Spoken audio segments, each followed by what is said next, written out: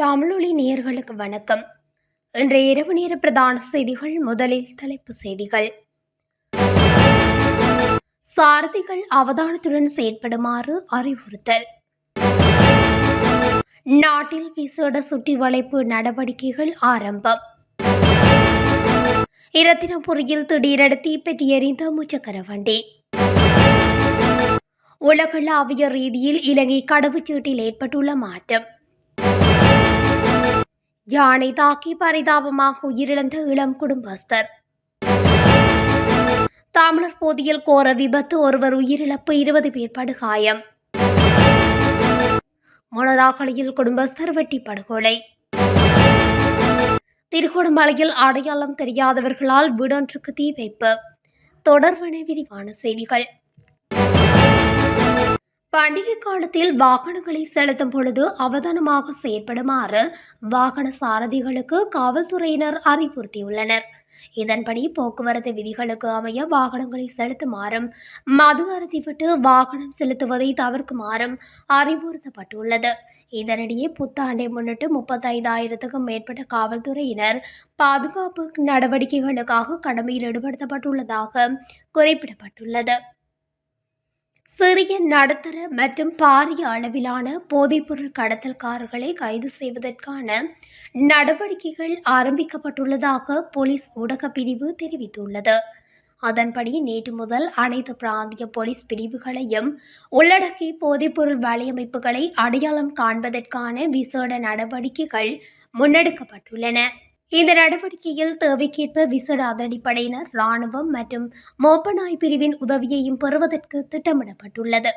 சட்டவிரோத போதைப் பொருட்களை கடத்துதல், தம்பசம் வைத்திருத்தல் மற்றும் விற்பனை செய்தல் ஆகிய குற்றங்களுக்காக கைது செய்யப்பட்ட சந்தேக நபர்களுக்கான தடுப்பு காவல் உத்தரவுகளையும் பெறுவதற்கு எதிர்பார்க்கப்படுவதாக போலீஸ் ஊடக பிரிவு மேலும் அறிவித்துள்ளது. இரத்தினபுரி அயக்கம கங்குடகந்த பிரதேசத்தில் பயணித்துக் கொண்டிருந்த முச்சக்கர வண்டியொன்று திடீரென தீப்பற்றி எரிந்துள்ளதாக போலீசார் தெரிவித்தனர். இந்த தீ விபத்து நேற்று ஞாயிற்றுக்கிழமை இரவு இடம்பெற்றுள்ளது. தீ விபத்தின் பொழுது எவருக்கும் எந்தவித காயங்களும் ஏற்படவில்லை எனவும் போலீசார் மேலும் தெரிவித்தனர். மாநகர சபையின் தீயணைப்பு படையினர் இணைந்து தீப்பரவலை கட்டுப்படுத்தியுள்ளதாக போலீசார் தெரிவித்தனர். முச்சக்கர வண்டியில் ஏற்பட்ட எரிபொருள் கசிவு காரணமாக இந்த தீ விபத்து ஏற்பட்டுள்ளதாக போலீசார் தெரிவித்தனர். இது தொடர்பில் போலீசார் விசாரணைகளை மேற்கொண்டு வருகின்றனர். இலங்கை கடவுச்சீட்டு சற்று முன்னேற்றம் கண்டுள்ளதாக புதிய புள்ளி விவரங்கள் சுட்டிக்காட்டுகின்றன. துபாயை தளமாக கொண்ட உலகளாவிய ஆலோசனை நிறுவனமான நோமட் கேபிட்டலிஸ்ட் வெளியிட்டுள்ள சமீபத்திய அறிக்கைக்கு அமைய இலங்கை கடவுச்சீட்டு முன்னேற்றம் கண்டுள்ளது. அந்த அறிக்கைக்கு அமைய இலங்கை 171வது இடத்தில் இருந்து 3 இடங்கள் முன்னேறி 168வது இடத்திற்கு வந்துள்ளது. 199 நாடுகளை கொண்ட அடிப்படையாக கொண்டு இந்த அறிக்கை தயாரிக்கப்பட்டுள்ளது. மேலும் இந்த ஆண்டு அயர்லாந்து உலகிலே மிகவும் அங்கீகரிக்கப்பட்ட கடவுச்சீட்டாக பெயரிடப்பட்டுள்ளது. 2வது இடத்தில் சுவிட்சர்லாந்து மற்றும் கிரீஸ் இருப்பதாகவும் தெரிவிக்கப்பட்டுள்ளது.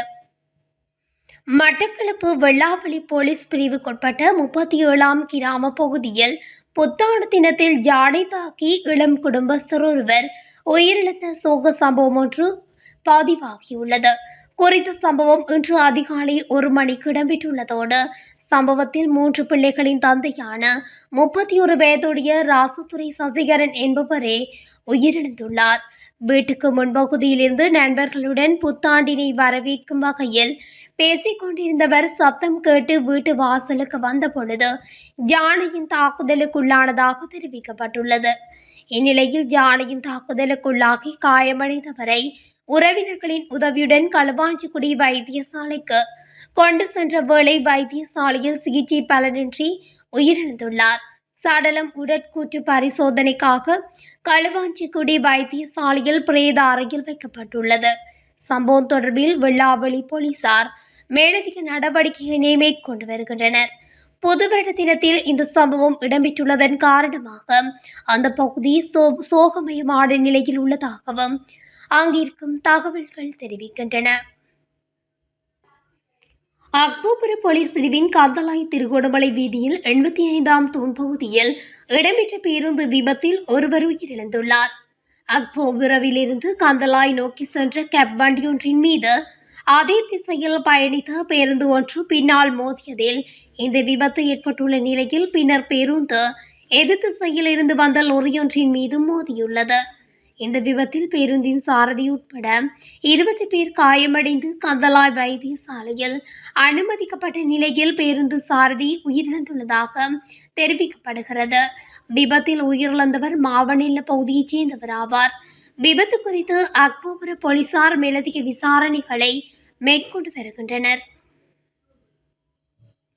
மொனராகொலி ரணவராவ சந்தையில் உள்ள பேருந்து தரிப்பிடத்துக்கு அருகில் இனம் தெரியாத நபர்கள் சிலரால் குடும்பஸ்தர் ஒருவர் வெட்டி படுகொலை செய்யப்பட்டுள்ளார். குறித்த சம்பவமானது இன்று அதிகாலை இடம்பெற்றுள்ளதாக தெரிவிக்கப்படுகின்றது. இதன் பொழுது கொலை செய்யப்பட்டவர் வெள்ளவாய ரந்தனிய பிரதேசத்தைச் சேர்ந்த 55 வயதுடையவர் ஆவார். முன்விரோதம் காரணமாக இனம் தெரியாத நபர்கள் சிலர் மேற்படி நபரை வெட்டி படுகொலை செய்துள்ளனர் என்று போலீஸ் விசாரணையில் தெரிய வந்துள்ளது. இது தொடர்பிலான மேலதிக விசாரணைகளை வெள்ளவாய போலீசார் மேற்கொண்டு வருகின்றனர். திருகோணமலையில் உள்ள வீடொன்றுக்கு அடையாளம் தெரியாத நபர்களால் தீ வைத்த சம்பவம் வீடு முற்றாக எரிந்து நாசமாக்கப்பட்டுள்ளதாகவும் தெரிவிக்கப்படுகின்றது. குறித்த சம்பவம் நிலாவளி காவல்துறை பிரிவுக்குட்பட்ட இக்பால் நகர் பகுதியில் இன்று இடம்பெற்றுள்ளது.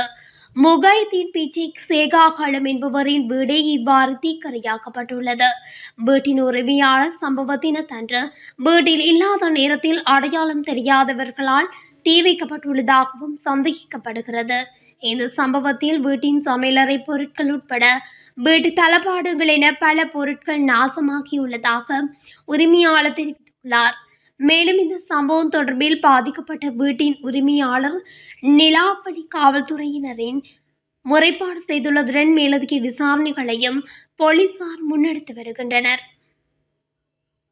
நாட்டின் பல பகுதிகளில் நாளை மனித உடலால் உணரப்படும் வெப்பநிலை கவனம் செலுத்த வேண்டிய மட்டத்தில் இருக்கும் என எச்சரிக்கை விடுக்கப்பட்டுள்ளது.